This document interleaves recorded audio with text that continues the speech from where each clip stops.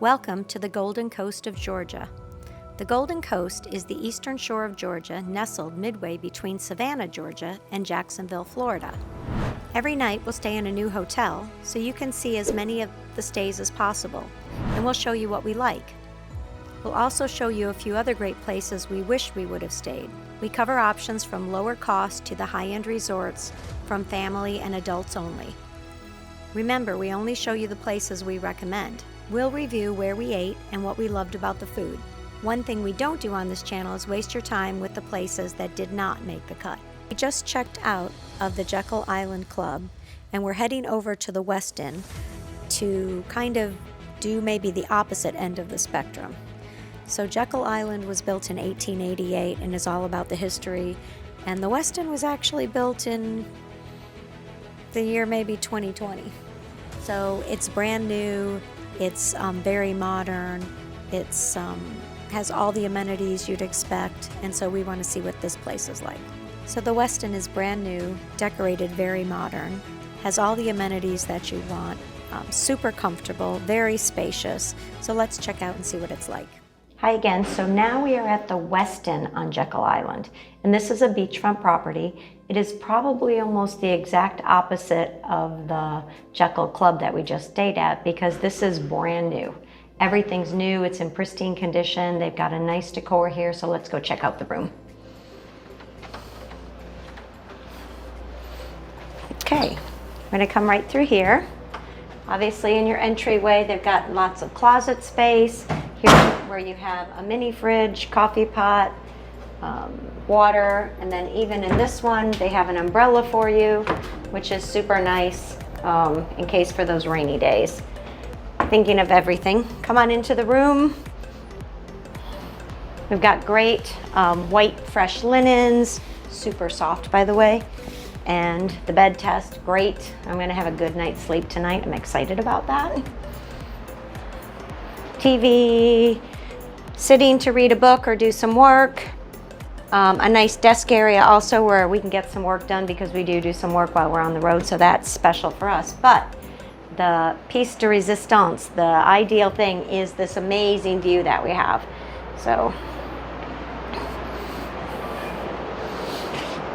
we have a corner room, and you can see down the beach for miles in that direction and miles in the other direction. They've even got a little lounge chair there if you want to sit outside and read, which is nice on the corner units. I don't think the other balconies all have those, so that's an extra special little bonus. And this is our beachfront paradise on Jekyll Island. Let's go take a look at the bathroom. The bathroom, of course, is new and nice. I mean, it's just it's an ordinary but very nice bathroom.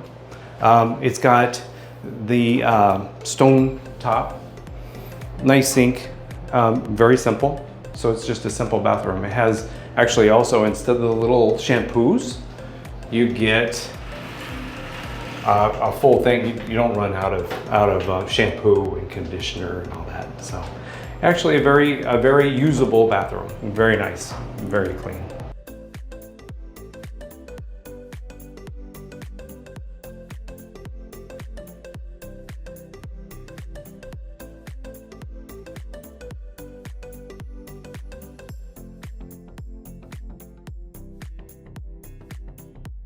So this is the first gym I've seen where it has refrigerated towels. Cool you down.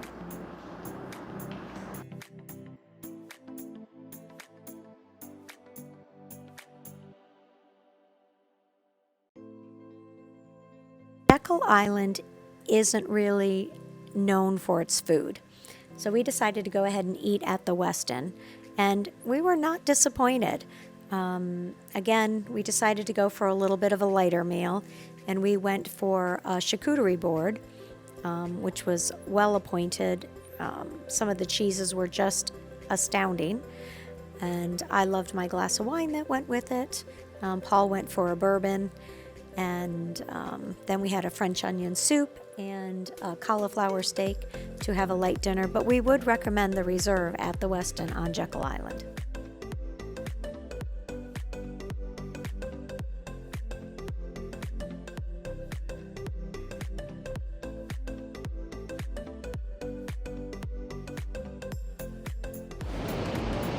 far as the beach goes, I think it's better than St. Simon's Island, Looks nicer.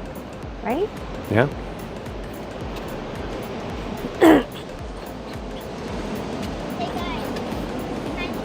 Hi. Oh, good. Thanks for telling me. What's that way? We don't want to get rained on. Oh, Yeah. It's awesome.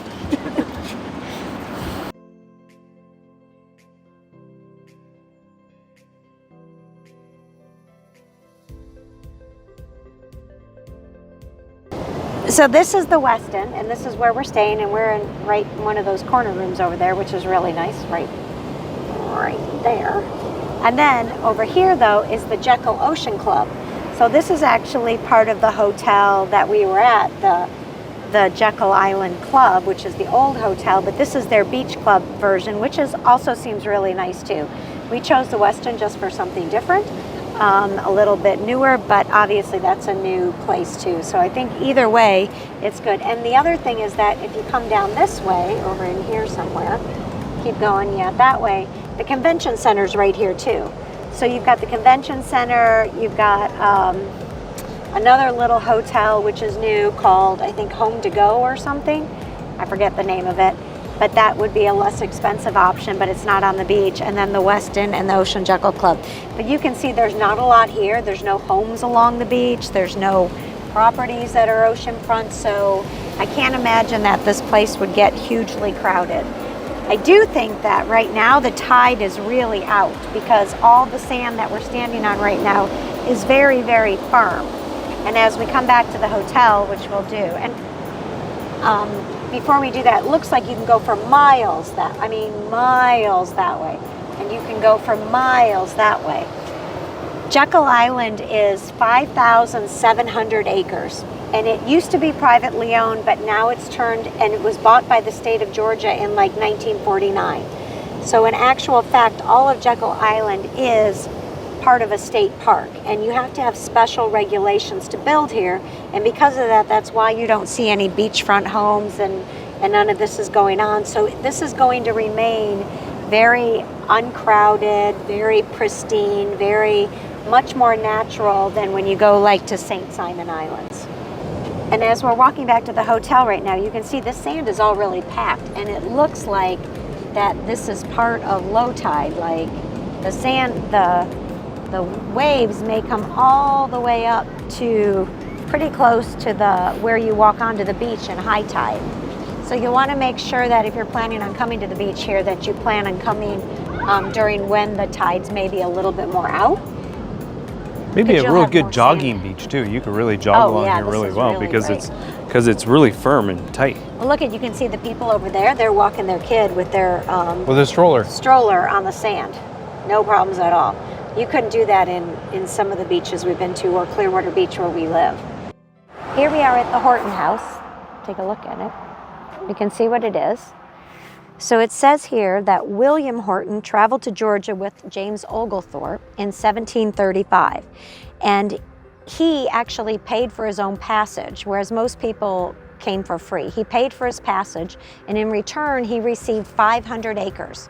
And that's right here. He came by himself, he was considered an adventurer, and left his wife and 2 kids in England until they decided to come with him after he settled and built this plantation. So in return for that, he needed to bring with him indentured servants who would actually work the land, and he also agreed to have the land producing within 10 years of taking it over. And this is what's left right now of his plantation home, so let's go check it out.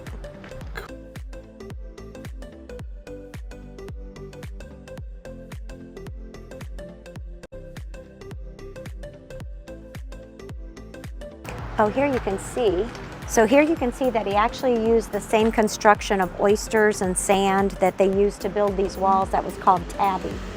And you can actually see how thick the walls were. So this was probably quite a home back in the day that he had this built. The walls are probably, this is my measuring thing. The walls are probably almost like 2 feet thick. Right. And they're still standing today, so clearly they did a great job.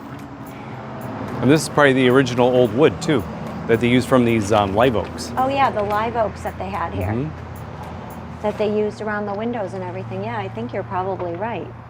And it looks obviously like it was 2 stories. So this would have been probably the drawing room where you received guests, I would think. Now, kitchens were never part of the house here. They were usually separate. Over there you can really see the oysters that are left and how thick they were. And that's probably where they had beams and joists across, right? Where the holes are? Oh, it was a 2-story home for sure. Yeah. Okay, and then so this would have been the drawing room where they received guests and probably sat at night. It looks like, oh, that probably was a fireplace. Oh, I bet you're right. That was actually a fireplace. That looks like a fireplace. Yeah. And the doorways are really tall. Back then, the buildings, a lot of the buildings we go into, the doorways are very short, but this is actually quite a good height. And then this would have been another fireplace here. So it looks like they had one on either side of the house. Oh, right. Well, they had to. And, yeah. Georgia winters weren't that cold. Well, those are only source of heat, though, to keep it equal, I'm sure.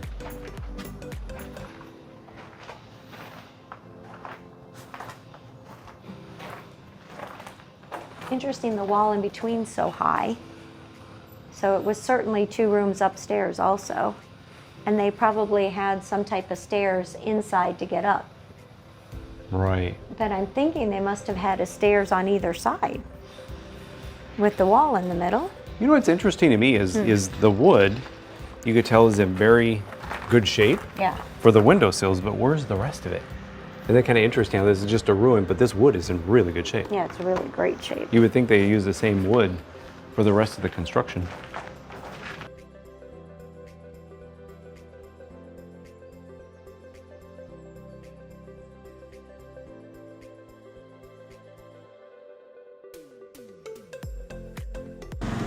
Obviously, he was the first English resident of Jekyll Island. So it says that he completed this building in 1743. It was his second home on the island. So he built himself a temporary shelter and then built this one as the thing. The original home was made of wood and burned by the Spanish troops in 1742. It said that the stucco was actually applied as a preservation thing, the orange color, in 2002. So I didn't know that. That's an interesting thing. So if you're looking for a place to get away, we do recommend the Golden Coast of Georgia. These barrier islands that we visited, St. Simon's Island and Jekyll Island, really offer an amazing combination of food and nature and great places to stay, to make your vacation everything that you'd really want it to be when you're trying to relax and unwind and do something different. So come to the Golden Coast and see what we saw and enjoy life. So come to the Golden Coast and enjoy the 1,000-acre haven of wildlife, the 8,000 acres of marshes, 3,000 acres of forests, and over 15 miles of beaches. Enjoy some southern hospitality that you can only get in Georgia.